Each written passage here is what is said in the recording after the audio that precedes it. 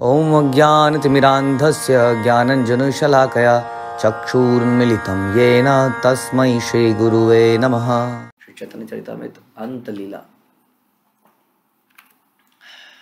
मुख्य चर्चा है रघुनाथ दास गोस्वामी और चैतन्य महाप्रभु का मिलन, जो कि आगे जाके होगा। अभी हम लोग चर्चा करेंगे रघुनाथ दास गोस्वामी के जीवन के बारे में। तो बता रहे हैं कि लास्ट में हमने सुना कि कैसे रघुनाथ दास गोस्वामी बिकेम अ मीडिएटर। बहुत ही सूझबूझ से एक बच्चे ने इतनी समझदारी दिखाई और उसने उन जो सरकारी ऑफिसर था और इनके बीच में जो है सुलह कराने की बात करी। और वो जो व्यक्ति था वो भी मुस्लिम चौधरी जो था, उसने भी बोला कि अब मैं तुम पर आश्रित हूँ। तो थोड़ा सा झुक के, थोड़ा सा प्रेम से इन्होंने उसके मन को जीत लिया। तो रघुनाथ दास गोस्वामी आगे क्या करते हैं, रघुनाथ आसी तबे ज्येष्ठा रे मिलाइला मलेच सहित वश कैला सब शांत हिला।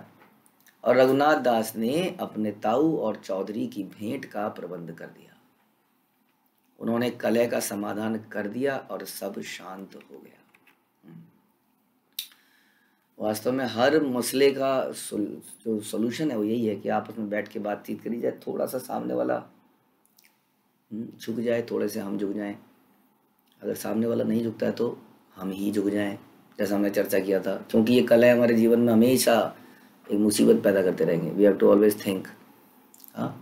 जितना ज़्यादा बोल्डली संसार में जाएंगे उतने ज़्यादा दुश्मन हो जाएंगे, या दुश्मन हो जाएंगे तो निरंतर चिंतन करना पड़ेगा। इसलिए इस प्रकार से रहो। ये प्रभुपाद, ये हमारे खास तौर पे ईश्वरचंद्र गोपाल कृष्ण गोस्वामी महाराज भी हमें सिखाते हैं कि एडमिनिस्ट्रेशन कैसे किया जाए, because he has done a great deal of administration. बहुत बड़े ऑर्गेनाइजेशन को मैनेज करना एक ही तरीका है, वो बताते हैं ह्यूमिलिटी। झुक के रहोगे तो अच्छे से मैनेजमेंट भी कर पाओगे।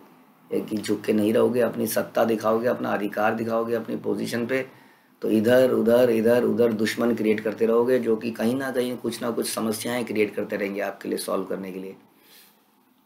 और झुक के रहोगे तो सारी मैनेजमेंट कर लोगे। बट क्या होता है कि पद पोजीशन के साथ झुकना मुश्किल हो जाता है। बट यही है, अगर आपको अच्छा मैनेजर भी बनना है, अच्छा लीडर भी बनना है, तो यही एक तरीका है कि झुक के रहो। और अच्छा भक्त बनना है तो यही तरीका है। तो यदि हम ऐसे करेंगे तो आप देखेंगे सारे मसले सॉल्व हो जाते हैं लाइफ के, रिश्तों के भी, ना केवल भक्ति के, आपसी रिश्तों के भी मसलों का यही सोल्यूशन है कि लेट्स मीट, डिस्कस एंड कोई भी जो समझदार व्यक्ति होगा वो कहेगा अच्छा चलो छोड़ो। जो कम समझदार होगा नहीं कैसे छोड़ो। तो ऐसे में जो समझदार होगा, गलती किसी की हो, गलती का कभी डिस्कशन नहीं होना चाहिए कि गलती किसकी है। क्योंकि हम अक्सर बोलते हैं ये अदालत नहीं है जहाँ पर किसी को कसूरवार साबित किया जाना है। क्योंकि हम बताते हैं कि जब भी अदालत में निर्णय होता है तो निर्णय से दोनों पार्टी खुश कभी नहीं होती है। मन में कटुता रह जाती है, किसी के प्रति फेवर जज ले लेते हैं। तो इस तरह से अदालतों के निर्णय से कभी मनों का मेल नहीं होता है। और वो जब, जो कि बड़ा ज़रूरी है वास्तव में। इसलिए ऐसे में झुक जाएं तो आगे का जीवन बड़ा सिंपल हो जाता है। नहीं तो बहुत सारे जगह जगह पे बदला लेने के लिए खड़े जाते हैं। तो यही किया रघुनाथ दास गोस्वामी ने, और इन दोनों की भेंट करा दी और बैठ के बातचीत करी और सब शांत हो गया। इन्होंने कहा ठीक है जी, मैं इतना अमाउंट तुम्हें देता हूँ, झुके नहीं। ये भी कह सकते नहीं हम क्यों झुके, तुम कौन हो, तुम तो अपोजिशन में नहीं हो, कॉन्ट्रैक्ट तो मुझे मिला है, वो आर यू। यही मत रघुनाथेर वत्सेर गेला द्वितीय वत्से सरे पलाइते मन कैला। इस तरह रघुनाथ दास ने पूरा 1 वर्ष अच्छे व्यापारी प्रबंधक के रूप में बिताया। ये भी यहीं पर बताया कि अच्छा व्यापारी प्रबंधक का यही लक्षण है, कि सूझबूझ से काम ले जीवन में हर जगह। क्योंकि प्रबंध तो हर जगह है, लोग इन्वॉल्व हैं किसी भी चीज़ में। मशीनों से हम डील नहीं करते हैं। मशीनों से डील करते हुए हमें कुछ सोचने की ज़रूरत नहीं है, लेकिन फिर भी मशीनों में सोचना पड़ता है। मशीन की मेंटेनेंस कब हुई थी भैया? मशीन को भी कंटिन्यूसली रन नहीं कर सकते आप। और फिर मनुष्यों की तो बात करें, क्या करें जहाँ पर इमोशंस भी इन्वॉल्व हैं। तो इन्होंने एक पूरा साल जो है अच्छे व्यापारी के रूप में बिताया। किंतु अगले वर्ष उन्होंने पुनः घर छोड़ने का निश्चय किया, क्योंकि ये सारी कार्य भी वो ऊपर से कर रहे थे। हमने जैसे सुना, अंदर से नहीं कर रहे। अंदर से तो उनका हृदय भगवान में था, चैतन्य महाप्रभु के चरणों में जाने का था। लेकिन फिर वही बात कि अननेसेसरीली क्यों दुश्मन बनाए जाएं घर के अंदर ही, क्यों इतना मखौल क्रिएट किया जाए। हम कहते सुनते हैं थोता चना भाजेगा ना। जिसको कुछ करना नहीं होता ना, वो बहुत डींगे मारता रहता है दिन रात, करता कुछ नहीं है। और जिसको करना होता है वो चुपचाप रहता है, अपना काम करता रहता है और एक दिन कर जाता है। तो ये बहुत ढिंडोरा पीटने की जरूरत नहीं है। हर जगह ढिंडोरा पीटने से बड़ा हमारे रास्ते में बड़ी अड़चनें भी आ जाती हैं। तो रात्रे उठे एकेला चलीला पलाया, दूर हईते पिता तारे आनीला धरिया। एक रात वे अकेले उठे और चल पड़े, किंतु उनके पिता ने दूर स्थान पर उन्हें पकड़ लिया और वे उन्हें लौटा के ले आए। पिताजी भी बड़े सतर्क थे, उन्हें मालूम था ये बेटे का कोई आसक्ति नहीं है धन में, किसी चीज में। उनके ऊपर निरंतर निगरानी रखा करते थे। हम सुनते हैं रघुनाथ दास गोस्वामी के साथ साथ 10-10, 15-15 नौकर, कुक वगैरह सब रहते थे, कहीं भाग ना जाए, जो जरूरत है इसकी हम पूरी करेंगे। लेकिन जिसकी आसक्ति भगवान से हो जाती है, साक्षात एग्जाम्पल हम देखेंगे रघुनाथ दास गोस्वामी के जीवन चरित्र से, उसको ये संसारी चीज़ें अट्रैक्ट नहीं कर पाती है, जिसके लिए सारा संसार पागल हो चुका है। हाँ, हम रूप सनातन के जीवन से भी यही देखते हैं। ये सारा संसार यही तो कमाना चाहता है, हाँ, धन संपत्ति शोहरत इत्यादि, लेकिन ये चीज़ इनको अट्रैक्ट नहीं करती। तो क्या ये पागल थे? आप कहेंगे ये पागल लोग हैं, एक्सेप्शन है। लेकिन आज उनके शरीर त्यागने के भी इतने 500 साल बाद भी हम उनके चरित्र को पढ़ रहे हैं। हम कौन से धन्ना सेठ के चरित्र को पढ़ रहे हैं? बताइए। आज कितने लोग उनके समाधियों पे जा जाके उनको प्रणाम कर रहे हैं। उनका कुछ भी, उनकी समाधि पे चढ़े हुए फूलों को सूंघने को तैयार हैं, वहाँ से जूठन खाने को तैयार हैं, उनके गीत गा रहे हैं। हाँ, अब सोचना पड़ेगा क्या ये पागल है या हम पागल हैं? तो इस प्रकार से ये जीवन चरित्र जो है, जो संसारी चीज़ों से अट्रैक्ट नहीं होता है, अगर उसका हृदय भगवान में लग जाता है। हमारा साथ ऐसा क्यों नहीं हो पा रहा है? क्योंकि हमने अभी कई सारे भोगों में जीवन को लगा रखा है।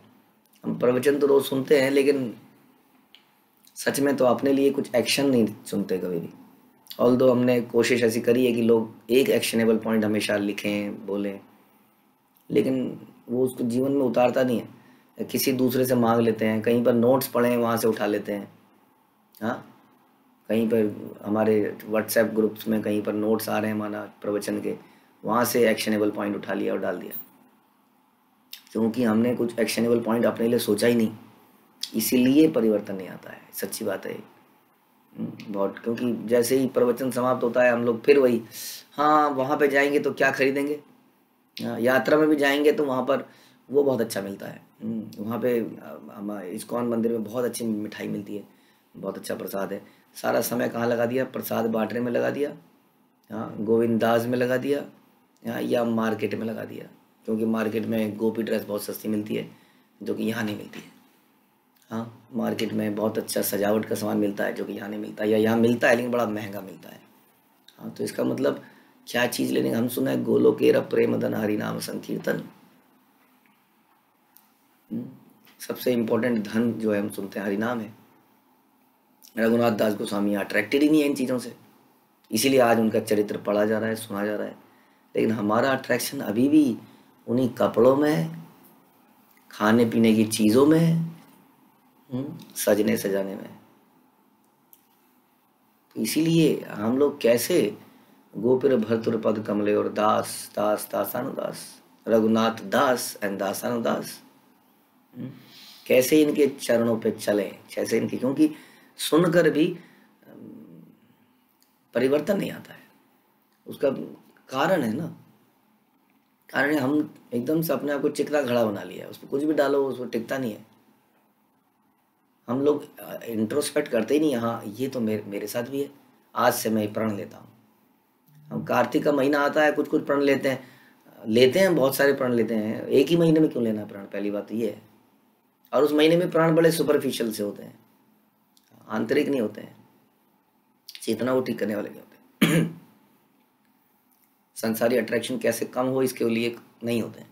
और एक ही महीने क्यों, हर दिन क्यों नहीं? हर दिन हम सुनते हैं, तो निरंतर हम सुनते हैं, निरंतर हमें परिवर्तन करने की आवश्यकता है अपनी चेतना को। ये निरंतर दूषित भी हो रही है, संसार के अंदर निरंतर दूषित हो रही है, कंटिन्यूसली ज्ञान गंदगी डलती रहती है कहीं ना कहीं से। इसलिए हमें ये बड़ा इम्पोर्टेंट चैप्टर है हमारे लिए, रघुनाथ दास गोस्वामी का जीवन। अगर ये हमने इसका कुछ पार्ट उतार लिया तो बस चैतन्य चरितामृत का पढ़ना सफल हो जाएगा। ये भी गृहस्थ जीवन के ही थे, हमारे अक्सर आचार्य गृहस्थ जीवन वाले ही हैं वैसे देखा जाए तो कैसे गृहस्थ जीवन में भी हम भगवान की भक्ति में टोटली लग सकते हैं, कैसे हम संसारी चीज़ों से वैराग्य पैदा कर सकते हैं लेकिन फिर भी संसार में रह सकते हैं, रहते हुए वैराग्य। तो ये रात को एक दिन उठ पड़े और चल पड़े, लेकिन उनके पिताजी ने उन्हें पकड़ लिया। यही मते बारे बारे पलाया धरिया ने, तबे तार माता कहे तार पिता सने। यह प्राय प्रतिदिन का व्यापार बन गया। हाँ, यानी कि दिन प्रतिदिन वो मौका मिलते ही भागने लगे, लेकिन रघुनाथ घर से भाग जाते और उनके पिता उन्हें फिर लौटा ले आते। दिस इज नॉट, हम इसको लव एंड अफेक्शन मानते हैं। जिस जिस व्यक्ति ने कंपनियों में काम किया है उन्होंने देखा होगा कि कंपनी में बड़ी बुरी हालत है, कोई नहीं पूछ रहा है, फ्रस्ट्रेटेड है, त्याग पत्र दे दिया, रेजिग्नेशन दे दिया, अचानक से आप बड़े अच्छे हुए।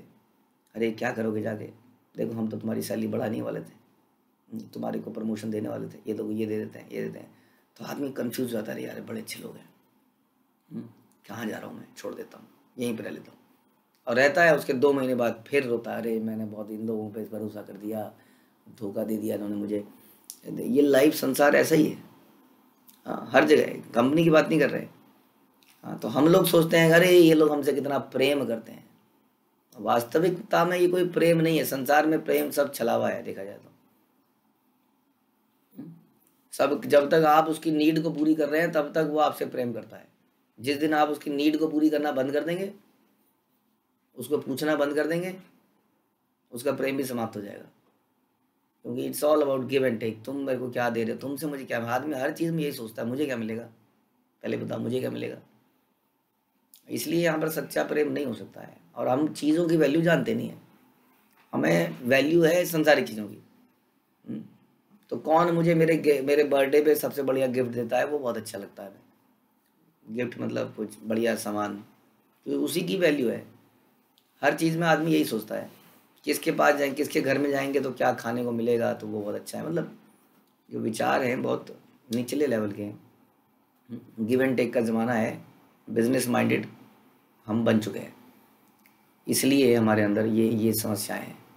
हम सोच नहीं पाते हैं और हम सोचते हैं ये हमें प्रेम करते हैं। जैसे रघुनाथ दास गोस्वामी को बिल्कुल क्लियर था, ये माता पिता मुझे पकड़ के लेके आ रहे हैं बार बार, ये सांसारिक प्रेम है लेकिन मुझे बहुत बड़े बंधन में बांध देगा। तब रघुनाथ दास की माता ने उनके पिता से कहा, हाँ निरंतर जो है माया ये चाल चलती है, कैसे इंसान को पकड़ा जाए। व्यक्ति एक चीज़ को छोड़ता है तो दूसरी तरफ से एक चीज़ और आ जाती है। बड़ी मुश्किल से हमने एक आदमी से पीछा छुड़ाया था, तब तक दूसरा आ जाता है कहीं और से। एक मोह से पीछा छुड़ाया था, दूसरा मोह खड़ा हो जाता है हमारे सामने। निरंतर हम संसारिक चीज़ें छोड़ते हैं, खाने पीने के कुछ नियम बनाते हैं, लेकिन फिर जब भक्तों के बीच में आते हैं तो कोई ना कोई दूसरा मोह हमारे सामने आ जाता है। जैसे मैंने बताया ही, हाँ जी, अब यहाँ पर 56 भोग खाने का भी एक मोह ही है, अट्रैक्शन है।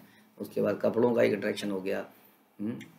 बहुत सारे हो सकते हैं और भी, इसके अंदर भी अलग अलग प्रकार के मोह इसमें पैदा हो जाते हैं।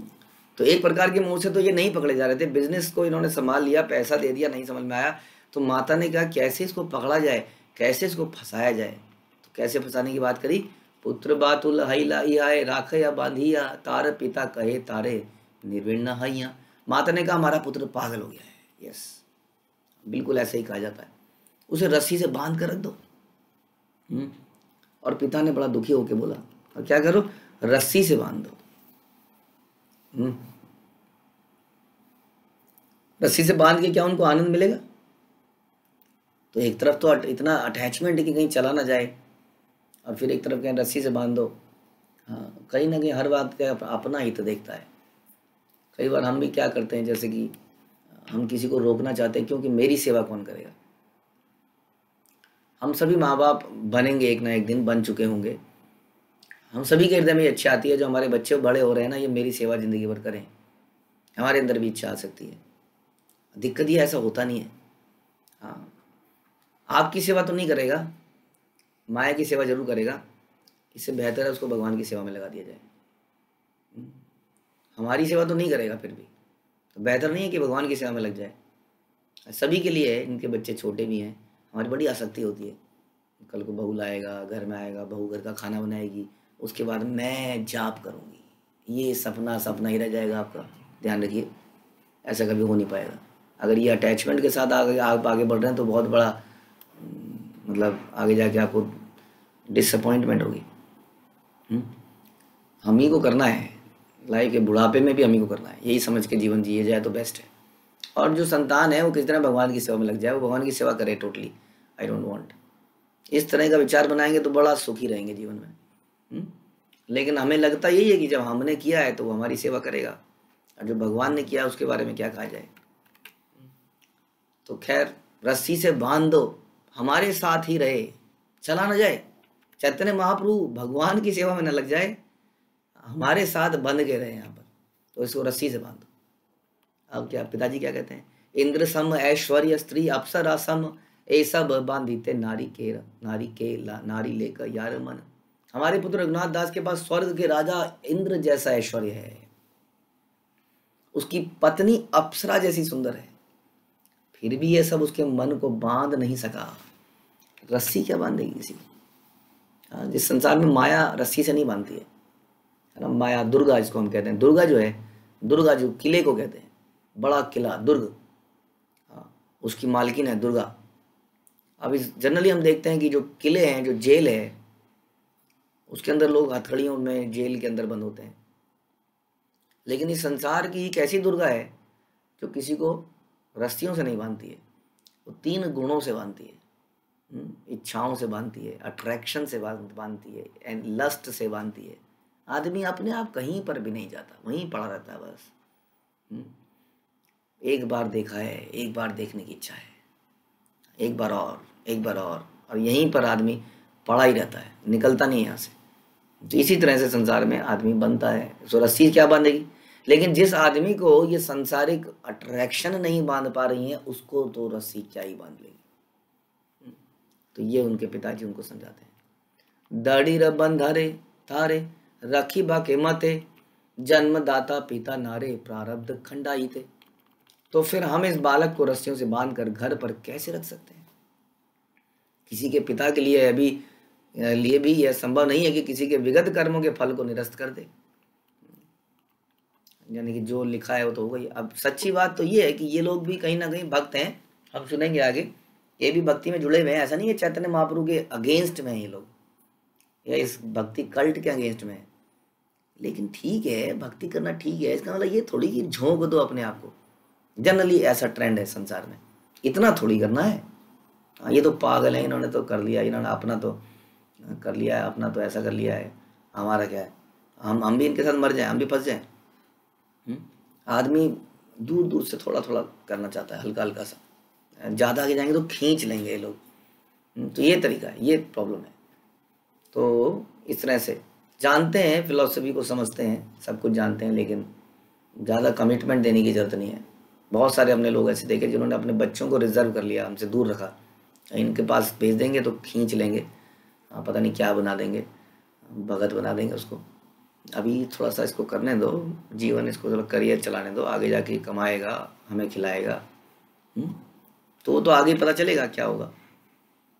तो इस प्रकार से इन्होंने बोला, चैतन्य चंद्रेर कृपा हैया छे इहारे, चैतन्य चंद्रेरा बातुल के राखीते पारे। श्री चैतन्य महाप्रभु ने उस पर पूर्ण कृपा की है। ये देखिए खुद बता रहे हैं इस बात को कि चैतन्य महाप्रभु ने उस पर कृपा की है। चैतन्य चंद्र के पागल को घर पर कौन रख सकता है। फिर भी प्रयास पूरा है, बांध दिया जाए, किस तरह से रोक दिया जाए, लेकिन जान रहे हैं कि ये पॉसिबल नहीं है, हो नहीं पाएगा। हाँ, क्योंकि ये चैतन्य चंद्र के पागल हैं। ये कौन कैसे रोकने वाले हैं, कैसे संसारी अट्रैक्शन इसको रोकेगी, कैसे बंधन इनको रोकेंगे, मोह कैसे इनको रोकेगा। क्योंकि इनके जीवन में केवल एक ही पर्पज रह गया है, how to serve and and our life serving serving and serving.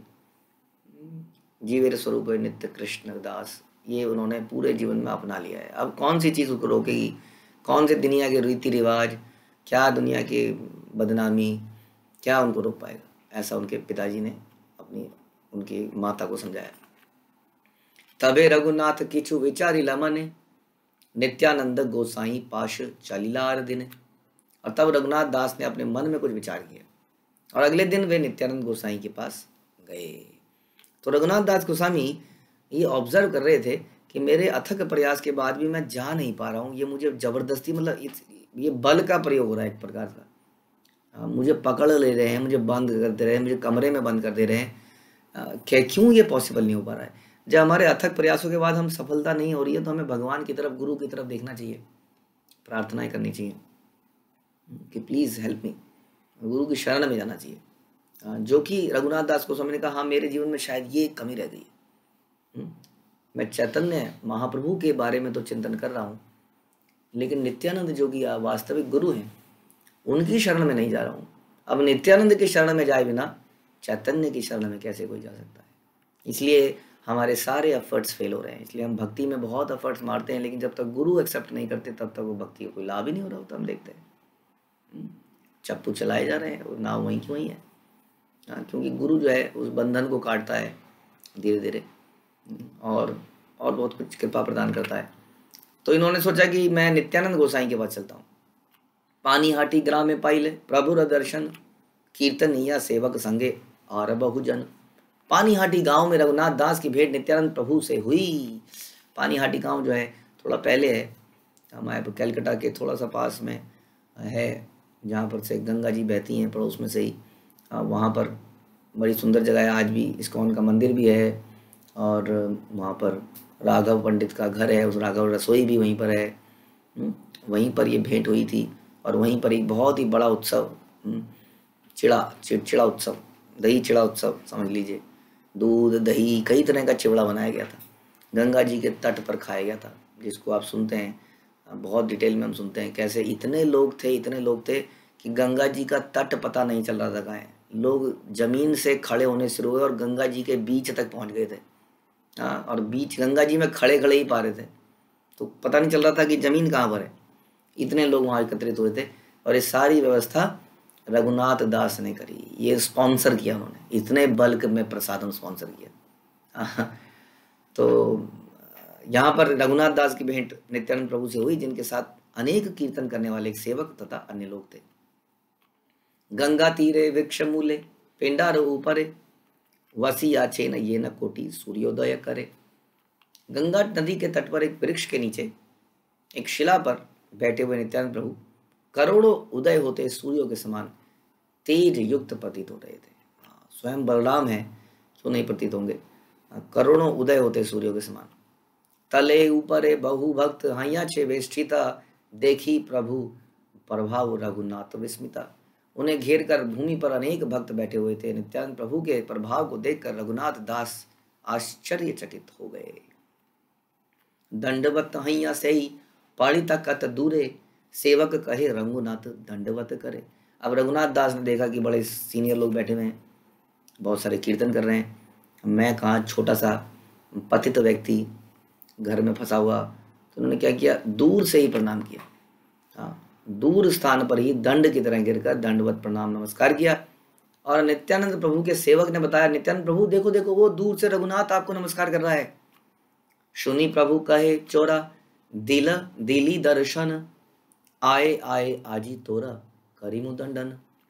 तो नित्यानंद प्रभु ने कहा, तुम चोर हो रघुनाथ, चोरी करते हो, मुझसे मिलने आए हो, दूर से ही दंडवत कर रहे हो, यहां पर आओ, आज मैं तुम्हें दंड दूंगा। तो ये बड़ा प्रेम का द्योतक है ये दंड देना। यहाँ पर आओ, मिलो, पास में आओ। दूर से क्या, दूर से तो चोर करते हैं, ऐसे चोर चोरी करता है तो दूर दूर रहता है, तुम निकट में आओ, इधर आओ, मैं तुम्हें दंड देता हूँ। प्रभु बोलाए तेहो निकटे ना करे गमन, आकर्षिया तार माथे प्रभु चरिला चरण। प्रभु ने उन्हें बुलाया, किंतु रघुनाथ दास उनके निकट नहीं गए हैं, अपने को बड़ा ही पतित मानते थे। तब प्रभु ने उन्हें बलपूर्वक पकड़ लिया, खींच लिया और सर पर अपना चरण कमल रख दिया। ये देखिए, इट इज नॉट इम्पोर्टेंट कि हम चरणों पे गिरने को तैयार हो जाते हैं ना कई बार। कितने ऐसे लोग हैं सन्यासी को देख के, करना कुछ नहीं है जीवन में, बलिदान नहीं देना है, अपनी कन्वीनियंस को त्यागना नहीं है। सब कन्वीनियंस मिलना चाहिए, लेकिन पैर छूने को दे दो किस तरह से, पैर छू लेंगे, उनकी बात जीवन में अपनाएंगे नहीं, अपने को बदलेंगे नहीं उनके अनुसार, लेकिन पैर छूने को तैयार रहेंगे। यहाँ पे देखिए पैर नहीं छू रहे थे, जबरदस्ती उनके सर के ऊपर पाँव रख दिया, क्योंकि वो अपने आप को एलिजिबल ही नहीं मान रहे थे। तो यही है असली क्वालिफिकेशन। जब हम एलिजिबल ही नहीं मानते हैं तो कृपा मिलती है। तो सर पर चरण कमल रख दिया। कौतुकी नित्यानंद सहज सहज दयामय, रघुनाथे कहे किचु हैया सदया। नित्यानंद प्रभु स्वभाव से अत्यंत दयालु तथा विनोदी थे। दयालु होने के कारण वे रघुनाथ दास से इस प्रकार से बोले, निकट न आई सचोरा, भाग दूरे दूरे, आई आजी लाग पाई छी, दंडी मुत तुम्हारे। तुम चोर की भांति हो, क्योंकि तुम्हारे पास आने के बदले तुम दूर रहते हो। चोर दूर दूर रहता है ना, डर के मारेंगे पकड़ा ना जाऊं, पोल ना खुल जाए। हाँ, तो जो भक्त होता है सरल, सिंपल, हम्बल, वो भी चाहता नहीं कि लाइमलाइट में आए, उसको कुछ ऐसा मिले, क्योंकि उसकी इच्छा ही नहीं होती ऐसी, और अपने आप को इसके एलिजिबल भी नहीं मानता है, तो दूर दूर रहता है। लेकिन भगवान उसको ग्लोरीफाई कर देते हैं, जैसे महादेवेंद्रपुरी की कथा हम सुनते हैं। हाँ, और यहाँ रघुनाथ दास की, तो बोलते हैं कि तुम जो है चोर हो, पास आने के बदले दूर रहते हो। अब चूंकि मैंने तुम्हें पकड़ लिया है, इसलिए मैं तुम्हें अब दंड दूंगा। दधी चीड़ा भक्षण कराए मोर गणे, सुनी आनंदिता हैला रघुनाथ मने। तुम उत्सव मनाओ और मेरे सभी संगियों को दही और चिवड़ा खिलाओ। क्या दंड दिया है!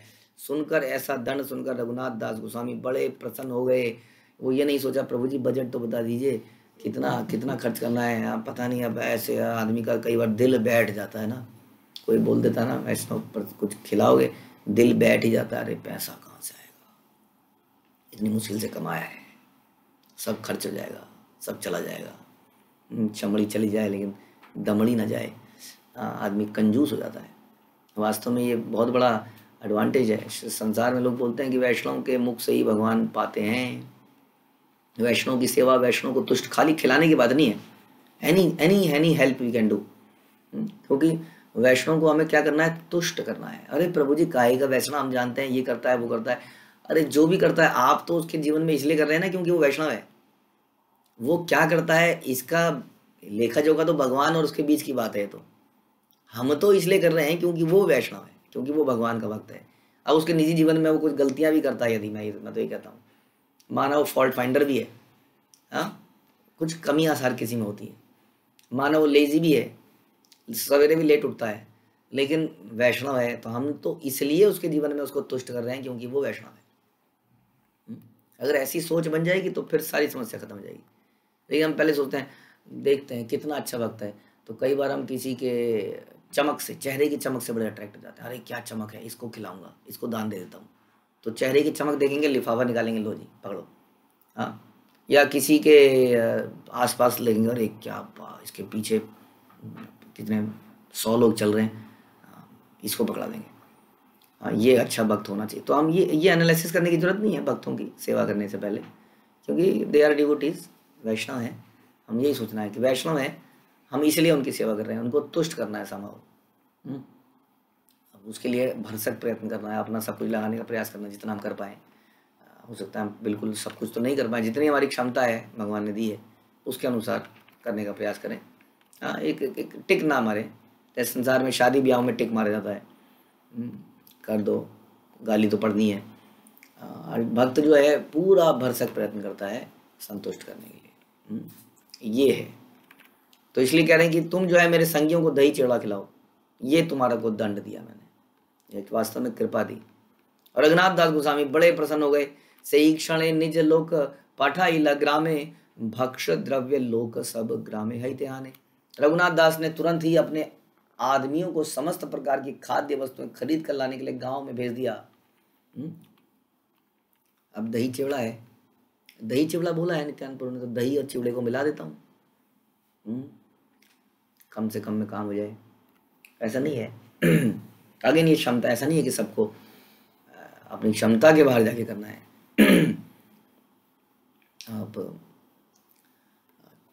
विदुर की तरह सिंपल चीज भी दे सकते हैं, जो भी आपके क्षमता है, मतलब उन्हीं के अनुसार दिया जाए, लेकिन भरसक प्रयत्न फिर भी किया जाए कि कैसे हम उसको अच्छा कर सकें।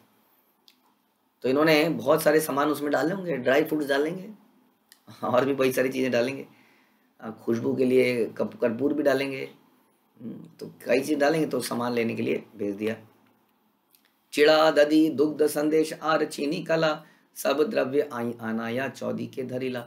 रघुनाथ दास चिवड़ा दही दूध मिठाइयाँ चीनी केले अन्य खाद्य सामग्री ले आए और उन्हें चारों ओर रख दिया। महोत्सव नाम सुनी ब्राह्मण सज्जन, आसिते लागिला लोग असंख्य गणन। अब लोगों ने जैसे ही सुना उत्सव ने, अरे आज तो प्रसाद है, ओहो चलो जी चलो। ऐसा देखा है ना आपने, कथा में लोग नहीं होते हैं लेकिन प्रसाद में लोग बहुत होते हैं, तो उससे भी चिंतित नहीं होना चाहिए। कोई बात नहीं, कथा नहीं सुन रहे हैं तो प्रसाद तो पा रहे हैं ना, डोंट वरी। वैष्णव हैं, प्रसाद पाने आ रहे हैं, ठीक है, प्रसाद के प्रति उनकी कुछ श्रद्धा है।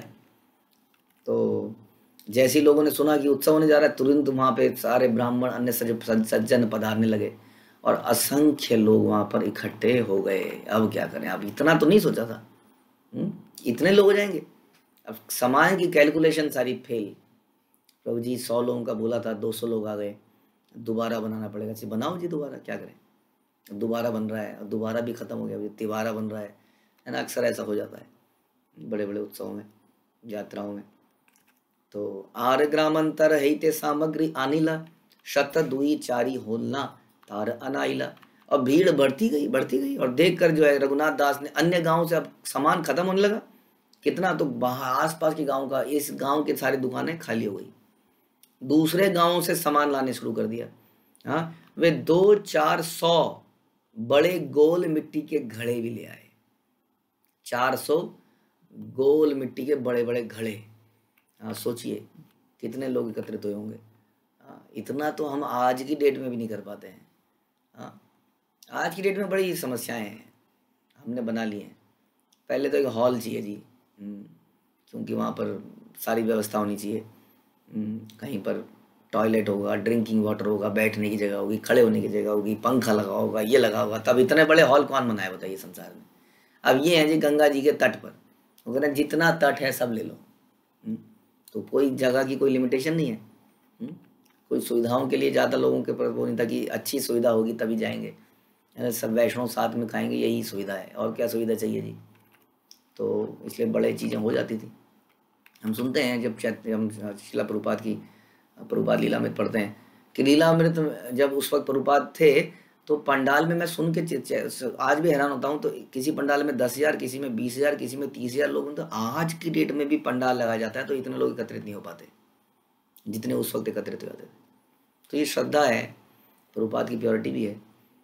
तो इस प्रकार से यहाँ पे असंख्य लोग एकत्रित हो गए हैं। अब सामान बढ़ता जा रहा है, सारे एस्टिमेट फेल हो गए हैं, सारा बजट फेल हो चुका है, लेकिन क्या रघुनाथ दास इन भक्तों को संतुष्ट कर पाएंगे, ये हम देखेंगे अगले प्रवचन में। हरे कृष्णा। श्रील प्रभुपाद की जय, श्री चैतन्य चरितामृत की जय, श्री कृष्णदास कविराज की जय।